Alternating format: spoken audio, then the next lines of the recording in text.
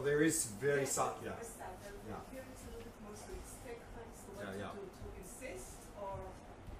Again, it's just a matter of habit. So just if you notice you're moving your attention, just let it go and go back there. Just keep going back, keep going back. Go back to the abdomen, subtle, yeah. Because it's more subtle. Yeah, I think so. Just keep going back there, and you'll find that you'll start to develop a habit. Like sometimes, what people do is, if they want to use the mind as the object and they really find it too difficult to begin, they start with the breath. So then they do the abdominal nostrils, and maybe they do that for weeks, months, or longer. So their habit is to focus here or here, and then they switch to the mind. And of course, when they switch to the mind, they automatically go back to here or here because that's their habit. But it's just a matter of training. So just. What is the difference between? It's also movement of the breath. What is the difference between the chest and the stomach? The difference, I think, here is that it can be a little bit more subtle, and also from certainly in the if we start looking at the highest level of practice in Tantra, this area here is a very powerful area for focus. But it's not relevant to us here now, but at a very higher level, focusing here can have a very powerful impact in focusing the mind. About sensation, I want to ask about paying attention to all kinds of sensations. For example, I feel the air pollution in my eye, Yeah. I concentrate on noises Sure. and be with them. Sure. So this is very much a practice for outside of meditation. It's sometimes called open awareness, choiceless awareness. There's a number of different names for it. And this is effectively the mindfulness practice outside of meditation. So remember I said for any practice to progress, we need to meditation and we need to integrate into daily life. So the integration here for this shamatha practice for mindfulness is exactly what you said, is to be fully present with whatever is coming our way. That is the practice for daily life. Whereas in meditation, again, to make it more effective and to be able to go further, it's more effective to focus on a single object rather than whatever's coming our way. Of course, as was said here, looking at a chair or doing this, yes, it helps attention and mindfulness, but if we really want to go much further in meditation, it's more helpful to focus on a single object than what you're suggesting. So what you're suggesting is really the practice for daily life. Okay. Maybe we need a couple of people to hand these out.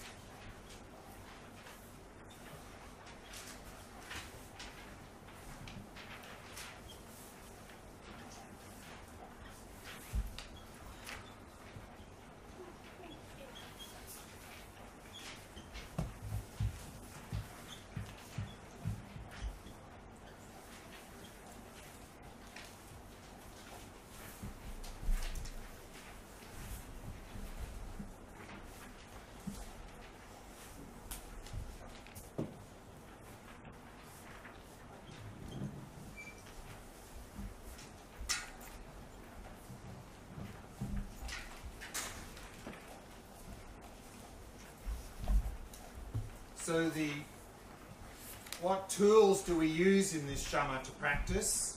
And there are two tools, mindfulness and introspection. So remember, Mindfulness is simply our ability to hold the object. But in this practice we need a second tool. We need to monitor that mindfulness to see if we're still holding the object, or are we becoming dull or distracted. So the second tool is introspection, which is like quality control, is monitoring the mindfulness. How is the mindfulness going? Are we becoming dull or distracted? So these are the two main tools we use in the practice. And we see them described in this chart here. Down the bottom we have the meditator, and in the meditator's left hand is a rope, and in their right hand is a hook. The rope is symbolizing mindfulness, meaning we are tying the mind with a rope of mindfulness to the object. And then the hook of introspection is to notice if we're becoming dull or distracted and hook the mind back. So that's the symbolism of the hook of introspection. So these are the two main tools we use in the practice. And then briefly, what are the faults that we need to overcome in this practice?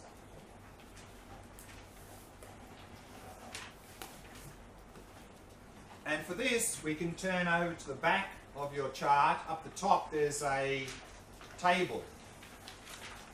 And above it, it says, shamatha is attained by progressing through the 9 stages, which are these 9 stages on this windy road, which we'll briefly look at later.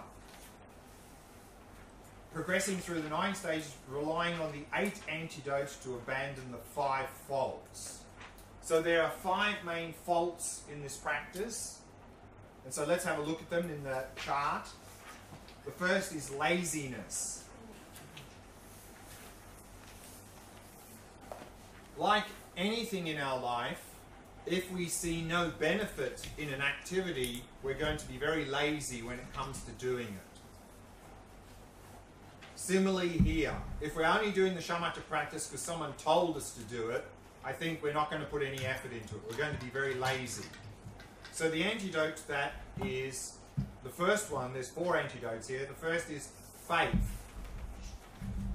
So faith here is to reflect on the benefits of this practice, to appreciate that this practice is going to bring us a lot of benefit, and thereby we'll have faith in the practice. So faith here is faith that or confidence that this practice is going to give us a lot of benefit. And then, of course, once we have faith in the practice that it's going to benefit us, that will lead to the second antidote, aspiration. We'll want to do the practice. And the more we want to do the practice, that will lead to the third antidote, effort. We'll put actual effort into the practice. And the more effort we put into the practice, we'll start to get here what's called pliancy. Pliancy here is like flexibility or serviceability of body and mind. Now, our body and mind are not very flexible or pliant. We have a lot of aches and pains in the body, and we have a lot of resistance in the mind to doing the practice. The more we do the practice, the less problems we will have in the body, and the less resistance in the mind. Thereby, both our body and mind will become more flexible, more pliant. That's what pliancy means. The second fault here is forgetfulness, which can be forgetting the instructions or forgetting the object. So, of course, the antidote to that is mindfulness, to remember the object, to remember the instructions. The third fault here is laxity and excitement. Laxity is the sort of technical word for dullness, and excitement here is sort of the technical word for distraction. So the antidote to that is introspection. So remember, introspection is like quality control, noticing if we're becoming dull or distracted. And then we simply come back to the object. The fourth fault is called non-application. Non-application means that we've noticed that we've become dull or distracted, but we don't do anything about it. That's a problem. So the antidote to that, of course, is application. Do something, fix it, which generally means simply reapply mindfulness if we've noticed we've become dull or distracted. There's one more fault called over-application, which is not really a big issue for us as beginners, but it can become a problem the further we get into this practice. Over-application means we're actually focusing on the object well, but we are unnecessarily adjusting our focus. That's a problem. So, of course, the antidote to that here is listed as equanimity. Equanimity here means balance. It means our mind is already balanced, so don't touch it. Leave it as it is. So here, the saying, of course, is, if it's not broken, don't fix it. But generally, as a beginner, our mind is constantly broken, so we have to keep fixing it. But later, as we go further into the practice and we're focusing well, then don't adjust or fix the mind or adjust our focus unnecessarily. It's just another problem. So leave it as it is. So these are the 5 faults and 8 antidotes. Any questions about that before we go back into the meditation practice?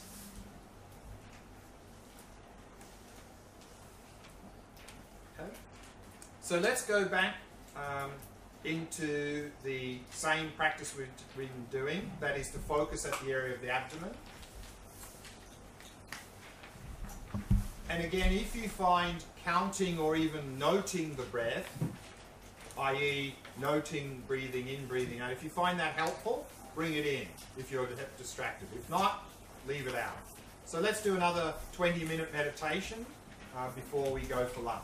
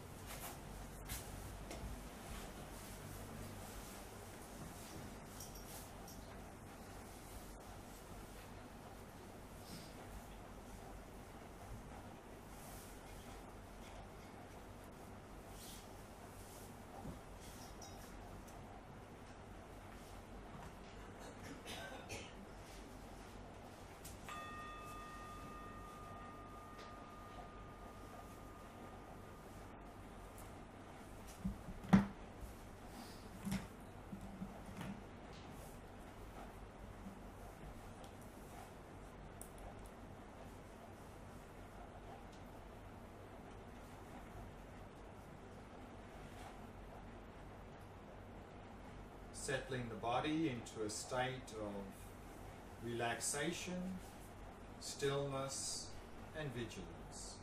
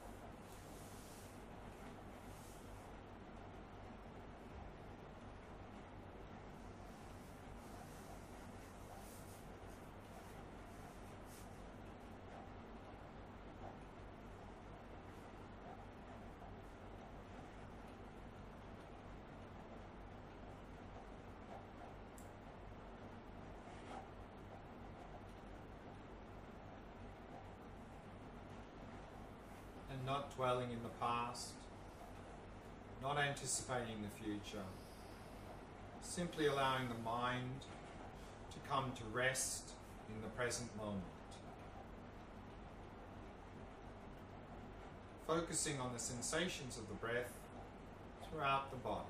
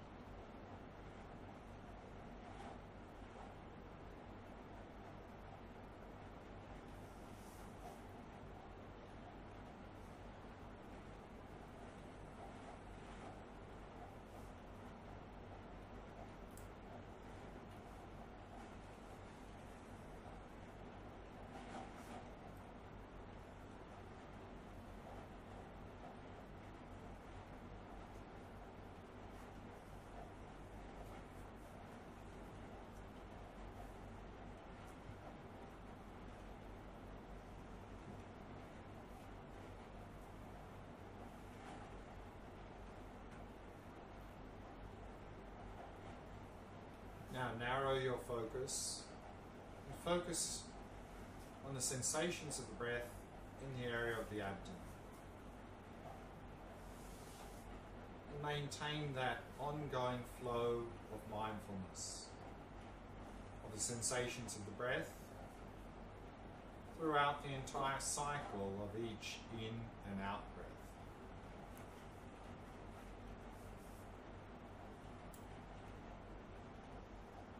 And then use introspection to monitor that mindfulness, noticing if we're becoming dull or distracted.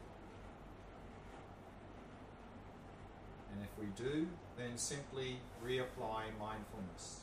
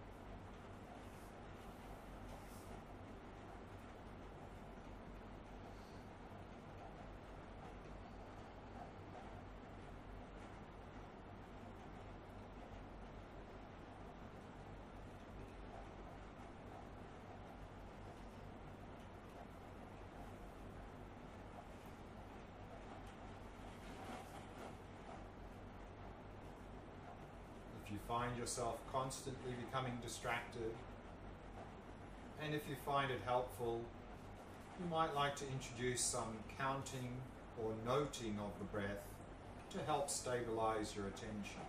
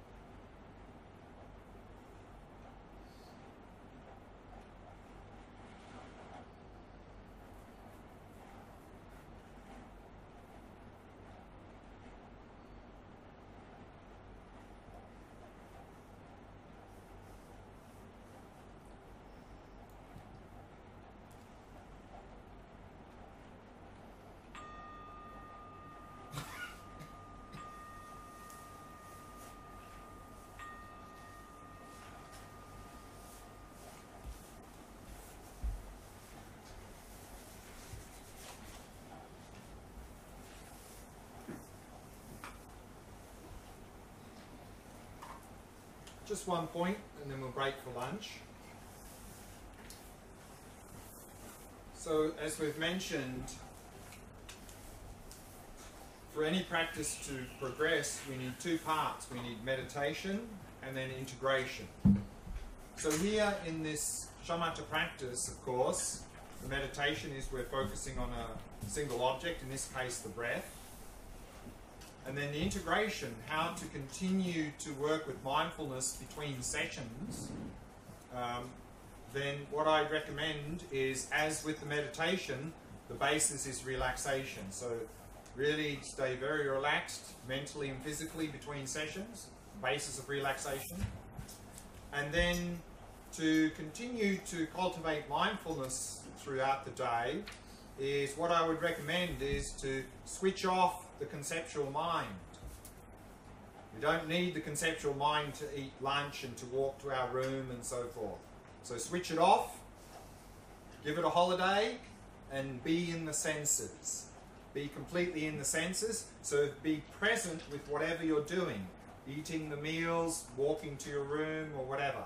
Be in the senses, and this will help improve mindfulness. And you'll find that actually you'll enjoy a lot of your physical activities more, because it's the conceptual mind which creates often problems when we're enjoying physical activities. So switch it off and then just be in the senses. So that's what I'd recommend.